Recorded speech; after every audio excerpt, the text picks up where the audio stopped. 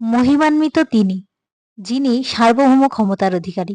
তিনি সর্ববিষয়ে সর্বশক্তিমান। যিনি মৃত্যু ও জীবন তোমাদের পরীক্ষা করার জন্য সৃষ্টি করেছেন। কে তোমাদের মধ্যে কর্মে উত্তম? তিনি পরাক্রমশালী, ক্ষমাশীল।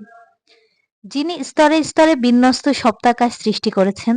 দয়াময় আল্লাহর সৃষ্টিতে তুমি কোনো খুঁত দেখতে পাবে না। আবার চোখ মিলিয়ে দেখো, কোনো ত্রুটি দেখতে পাও কিনা। অতঃপর তুমি বারবার চোখ মিলিয়ে দেখো, কোনো ত্রুটি না পেয়ে তোমার দৃষ্টি ব্যর্থ এবং ক্লান্ত হয়ে ফিরবে। আমি নিকটবর্তী আকাশকে সুশোভিত করেছি প্রদীপমালা দ্বারা এবং ওদের করেছি শয়তানের প্রতি নিক্ষেপের উপকরণ এবং ওদের জন্য প্রস্তুত রেখেছি জ্বলন্ত অগ্নির শাস্তি। যারা তাদের রবকে অস্বীকার করে তাদের জন্য রয়েছে জাহান্নামের শাস্তি। তা কতই না মন্দ স্থান। যখন ওরা নিক্ষিপ্ত হবে তখন উহার এক বিকট গর্জন শুনতে পাবে, যা ফুটতে থাকবে।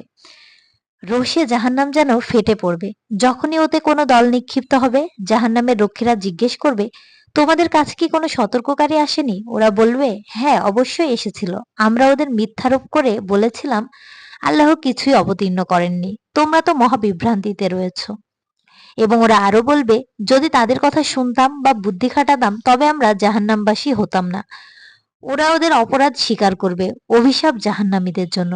নিশ্চয় যারা দৃষ্টির অগোচরে তাদের রবকে ভয় করে চলে তাদের জন্য রয়েছে ক্ষমা ও মহাপুরস্কার। তোমরা গোপনেই কথা বলো অথবা প্রকাশ্যেই বলো, তিনি তো নিশ্চয় অন্তর্যামী। যিনি সৃষ্টি করেছেন তিনি কি জানেন না?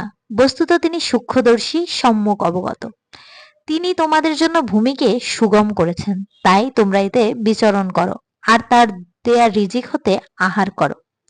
পুনরুত্থানের পর প্রত্যাবর্তন তারই কাছে। তোমরা কি নিশ্চিত আকাশে যিনি আছেন তিনি তোমাদের সহ ভূমি ধসিয়ে দেবেন না আর তা থরথর করে কাঁপতে থাকবে না? তোমরা কি নিশ্চিত আকাশে যিনি আছেন তিনি তোমাদের উপর কঙ্কর বৃষ্টি বর্ষাবেন না? তখন জানতে পারবে কত কঠোর ছিল আমার সতর্কবাণী। এদের পূর্ববর্তীগণ মিথ্যারোপ করেছিল, ফলে কত কঠোর হয়েছিল ওদের প্রতি আমার শাস্তি। ওরা কি ঊর্ধ্বদেশে উড্ডীয়মান বিহঙ্গকুল দেখে না, যারা পাখা বিস্তার ও সংকুচিত করে?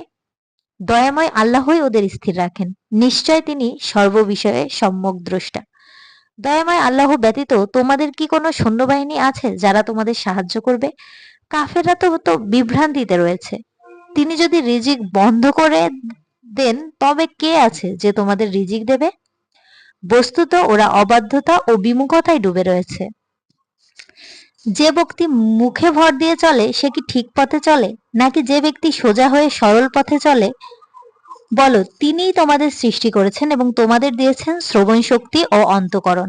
তোমরা অল্পই কৃতজ্ঞতা প্রকাশ করো। বলো, তিনিই পৃথিবীতে তোমাদের বিস্তৃত করেছেন এবং তারই কাছে তোমরা সমবেত হবে।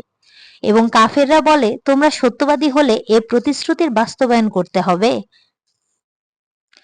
বলো, এর জ্ঞান আল্লাহরই কাছে আছে। আমি তো স্পষ্ট সতর্ককারী মাত্র।